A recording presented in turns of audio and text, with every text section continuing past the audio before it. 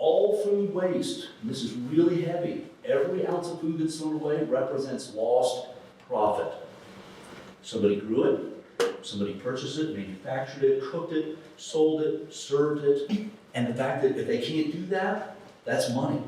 So, our ultimate goal at the Oregon Food Bank, and I'm pretty sure some folks here, is to work ourselves out of a job on this. So how do we feed the line and create more equity and opportunity, but also shorten that line over time?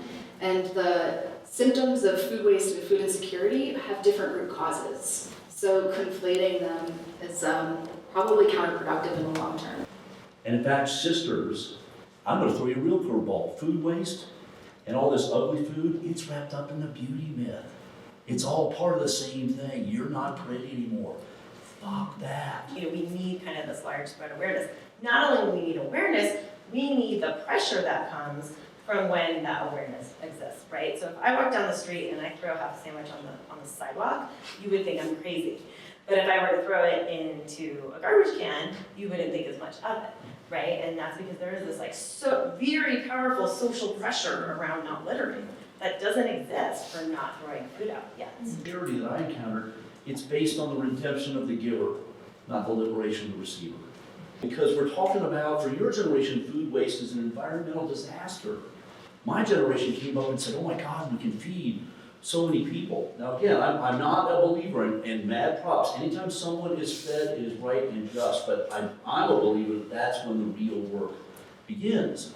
Because if you feed somebody and say, see you tomorrow night, you're part of the system. That's bondage. You can do it with love in your heart, but it's bondage. Our job should always be to liberate, to uplift, to include, to educate. We found that the most sensitive variables in looking at the climate impacts of food donation were loss levels at the individual and recipient, at the agency and individual level, which are largely unknown, but oftentimes upwards of 20% based on the limited data we found. And then the transportation to redistribute that food. And single passenger vehicles, you're not having a net carbon benefit, but there are other benefits, and it's really worthwhile getting good food to people in need. But not all food is worth redistributing, especially when that burden is on pretty lean nonprofits and hunger relief organizations to ultimately dispose of it. For me, food waste is essential. Sadly, we need it. So there's kind of the unintended consequences of some of our discussion about what we got to do with food waste. It's like, I get it, right on, yes. But wow, we got a lot of work to do with what we have. So every morsel of food must be tethered to empowerment. 1.3 billion tons of food are wasted each year worldwide. The dollar value of all this wasted food around the globe is about $1 trillion. I'd love to have $1 trillion to solve problems with. In the US, food production accounts for 67% of all our consumptive freshwater use, 50% of all our land use, 16% of our energy budget, and then in things that are harder to quantify, just a tremendous amount of human and animal suffering. So despite all that we invest in this food and all that we sacrifice for this food, Americans are wasting about 40% of their food at just the retail and consumer levels, which is a 50% increase since 1974. So this is something that we weren't doing in this way just a couple generations ago, and we are now really just continuing to ramp up. So a couple questions. Is animal feed food waste? Are certain kinds of food waste, even if they're consumed? Is soda food waste, right? Is the calorie density and the nutritional density, are those things we ought to be considering in what we choose to produce? This is all in the kind of broader frame of prevention. What about when we choose to just stuff our faces with way more than we need? If we think about this as an equity issue, if we think about it as distributive justice, and how many resources we're accumulating for ourselves is overeating food waste. But I'm really glad Suzanne mentioned Project Drawdown. So number 3, reducing food waste actually is just about prevention. Number 60 is composting, and 30 is anaerobic digestion. The food that was thrown out in Oregon in this giant study I did over the last 3 years that wrapped up in December and was just recently published, we found that of the food thrown out, 3/4 was edible. We also found that of the food composted, half was edible. So there are a lot of opportunities to improve our messaging so that composting and donation are the best last resort for surplus and overproduced food. We need to figure out how to figure out what we're wasting, right? And how much and why and specifically what. Show me the money, right? Like what is some of these fake food? That's great, they're committing and everything, but what's really happening? And the truth is, we don't have the data, we can't really say. It's very disappointing 10 years later to get up here and tell you I don't know if we've made any progress.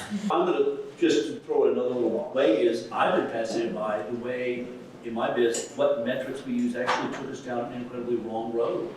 I mean, virtually every food program, pounds moved, agency served, nothing about nutrition, nothing. So once you have the data, you can make shifts. The fear of running out really is kind of running the show, even when the data doesn't support it. And change management is really important for working with these businesses. And the World Resources Institute did a study where they found that for every dollar invested, an average of $14 was saved as a return on investment. Sobeys in Canada changed just their packaging for eggs, and they saved 39 million eggs last year. So, I mean, really small shifts can result in really big outcomes, but you often need data to support it, and it's data that we currently haven't been collecting. There are companies working on that, on image recognition and artificial intelligence enabled whatever, that is gonna actually automate knowing what you're throwing in the garbage can. But you need some of those policies that require it in order to create the market for those companies to really like get to the scale that they need to get to. A couple findings were at an upscale restaurant. This year they're going to save $67,000 just by repurposing meat and seafood scraps. A local hospital cut their entree waste down by 45% just by doing tracking and changing how they do production planning. And then in the 15 case studies we did in Oregon, the one that we literally couldn't find an intervention to do was at a Mexican taqueria where the woman was just utilizing everything. It was all built into the menu design and the side tamale factory and the business they had at the farmer's market, and we literally just had to write a success story. So along the lines of finding bright spots to amplify, I think we can express the superiority of some cultural norms in that way without it being too confronting. What is gonna be your version of happiness? Is it a full fridge? You know, how can you, through your own personal example, your own choices you make in life, you know, there are big things we can do, but ultimately, at the end of the day, it's your own personal choice in your life. How are you going to live your life? What kind of person are you going to be? You're all consumers, but you're also other things, right? You might be planning an event. You might be writing policy. You might be, rescuing food. That's right. Working in a grocery store, whatever you're doing. Consumer awareness campaigns have the power to reach people as people and then have them take that into their lines of work and be innovative there. I urge you as you go forth in your careers to challenge every one of my generation's ideas. That's your generational right. That's your job, is to say, no bad, but not for me. I want something new. So just again, don't accept metrics as they exist currently. The reality is that there's a lot of convenience to throwing food out. And I think that when we talk about consumers wasting less food, that is really what we're up against. We also found that composting without a lot of education on prevention alleviated guilt. People who fed food to their pets or composted it weren't wasting it. So yes, it's a better and higher use, but it's still not the best and highest use of food in our system. But individual behavior change is not going to solve our problem. So as we start to dig into the root causes at the consumer and commercial levels, we really need to come up with solutions that are more systematic and more structural than trying to go these one-offs and having people do individual purchasing decisions around what's the best idea. When you really peel back the layers of the onion, food is relatively cheap. It is a smaller portion of our budget here in the US than in any other country. And waste is actually really cheap. And so it's nice that businesses want to commit to this, but the reality is their incentives don't actually line up with that because their costs are labor, their costs are real estate, their costs are disappointing a consumer who comes in at 8:55 p.m. and wants a rotisserie chicken that's been, cooked, and guess what, at 9 o'clock, they have no use for that rotisserie chicken, right? So, when we look at kind of those true costs that you're talking about, actually, the argument actually really isn't there. All food that is 4 hours old, that has been, heated eat it has to be thrown out. And I'm not saying that rule is not okay, but what I'm saying is we have throughout the food system rules like that have basically chosen to prioritize like reducing risk of somebody getting sick from food, and sometimes it might be like really small risks, right? And sometimes it might only be reducing it by a really small amount. And we have vastly prioritized that over how much food winds up getting thrown out in a preventative way because of it. The other thing that concerns me is when we build product streams or innovations or businesses that are going to be dependent on avoidable excess. Because then we're missing the prevention piece, and so I'm really skeptical of the entrepreneurs and innovators who are like, oh, there's all this stuff that's super cheap and easy for me to get. And at the risk of beating it at horse, I'll say a generation goal is what's going to enable that food policy conversation around reducing wasted food. And unfortunately, I mean, it took us years to sell that to the Pacific Coast Collaborative leaders because it's a one-off. Why aren't we talking about water consumption in this conversation? I mean, cognitively, there are multiple steps to get there, whereas you could just say, let's set a diversion goal and feed people and declare success. But the reality is you could be sending edible food into lots of disposal streams that are way less than that food's worth, and feeding people stuff that's either not worth eating or isn't redistributable, and we're declaring huge success there. So in my mind, that is the number one thing that empowers the kind of actions we're talking about, and it can be done in parallel with all of the other goals. On this imperfect produce and like some of the unintended follow-on effects, from the very get-go, it struck me as odd that we were saying, hey, this food tastes the same, it cooks up the same, it just looks a little funny, we're gonna sell it to you at like a bargain basement price, and we're gonna give the farmer a lot less for that value, when it's really damn difficult to grow perfect produce, and that should be the product that gets the premium associated with it. There should be a price premium if you want to buy absolutely perfect produce. You should pay for the ability to do that, and then we really all recalibrate our expectations. Cities can't get to their prevention targets or their ultimate goal on having wasted food through prevention, recovery, and donation if they're not working within the supply chain. And brand manufacturers and retailers can't hit their targets if they're not able to work pre-competitively. You know, we talked a lot about how everyone wants to ban food waste, but no one wants to provide the infrastructure for large-scale composting, let alone the kind of just simple refrigeration most charities need to be able to handle the volume of food. So we need to elect a generation of leaders for whom food policy is front and forward. You know, businesses pay for trash pickup, they pay for composting pickup, and somehow they expect that when food is going to be transported to people and has to be kept cold and delicious, fresh, safe, that should be free. And my one thing would be realigning incentives in the consumer-facing business sphere. So finding creative ways to shift internal incentives, because the true cost isn't that compelling. But unless you fundamentally, again, we really have to fundamentally unelect a whole bunch of people whose job it is to protect the profits for large big ag, which is why I'm excited to hear big ag as something we need to talk about breaking up. This is why I love coming to university campuses, because this is the time, it always is, but for insane ideas.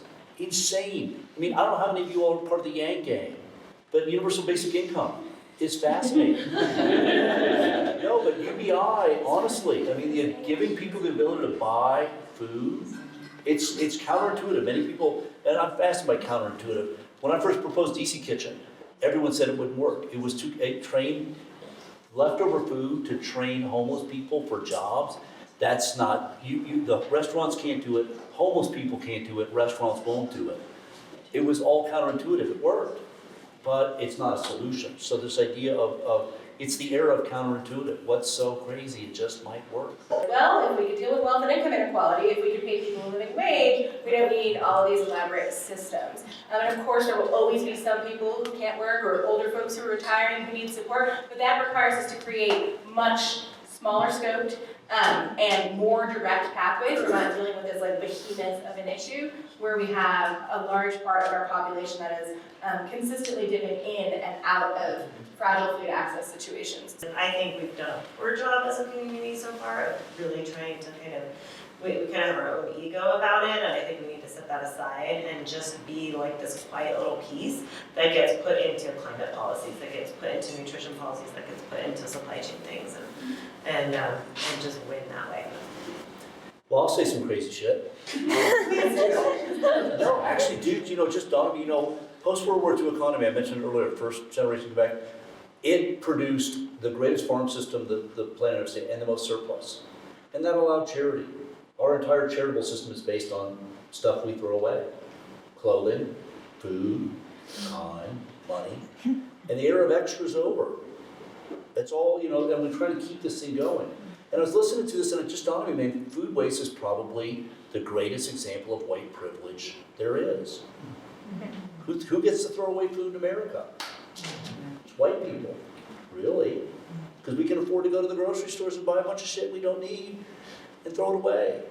And as we untangle this now, and you see a lot of this now, this is the moment for some really radical discussions. This is why I must admit this election is so profound. And you're already seeing, and words that, the boogeyman words of socialism and all that kind of stuff are being thrown out because this is very threatening to a lot. There is massive money tied up in food waste and this system. And to a certain extent, there's a whole cultural identity around what we get to do as white people. And I'm mesmerized by that. I think there are social movements now as we untangle this idea of privilege and history, authentic history. Maybe there isn't, and it might not be as difficult as we think. Maybe there is a time where we're going to be a little bit more honest about, where food waste comes from and how flawed charity is and how important it is to elect some people who are really willing to go at, some of these industries with a little bit more daring and purpose and justice. Richard Pryor, God bless him, he's a comedian from our generation. But one of his great lines was, when white people talk about justice, that's what they mean, just us. I think now might be that glorious moment where we actually do talk about justice as being all of us. And I think we're closer than we might think. It just involves all of us being willing to really look at ourselves in the mirror and say, how far am I willing to go to help somebody else rise up? I don't have to say anything more. Thank you all.